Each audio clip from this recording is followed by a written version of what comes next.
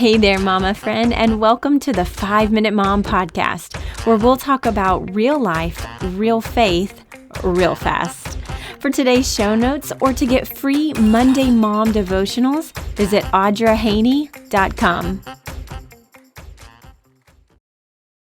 Hey friends, and welcome back to the podcast. Today we're in Hebrews 5.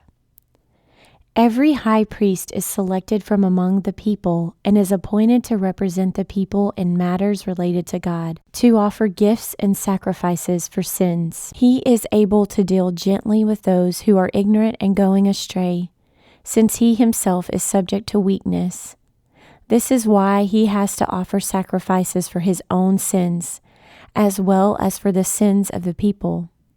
And no one takes this honor on himself, but he receives it when called by God, just as Aaron was. In the same way, Christ did not take on himself the glory of becoming a high priest. But God said to him, "You are my son. Today I have become your father." And he says in another place, "You are a priest forever, in the order of Melchizedek." During the days of Jesus' life on earth, he offered up prayers and petitions with fervent cries and tears to the one who could save him from death. And he was heard because of his reverent submission. Son though he was, he learned obedience from what he suffered. And once made perfect, he became the source of eternal salvation for all who obey him, and was designated by God to be high priest in the order of Melchizedek. We have much to say about this, but it is hard to make it clear to you because you no longer try to understand. In fact, though by this time you ought to be teachers, you need someone to teach you the elementary truths of God's Word all over again. You need milk, not solid food. Anyone who lives on milk, still being an infant, is not acquainted with the teaching about righteousness.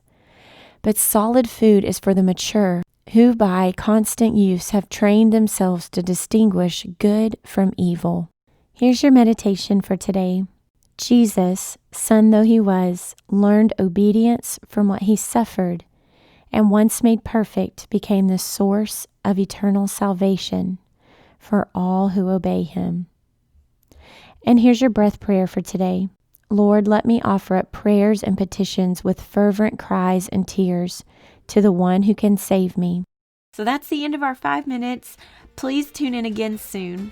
If you want to learn more about me or sign up for the podcast newsletter or get a free devotional, visit audrahaney.com. And if you enjoyed this, would you please leave a quick review? Reviews are so important for podcasters, and it helps more moms find us, and it would be a great blessing.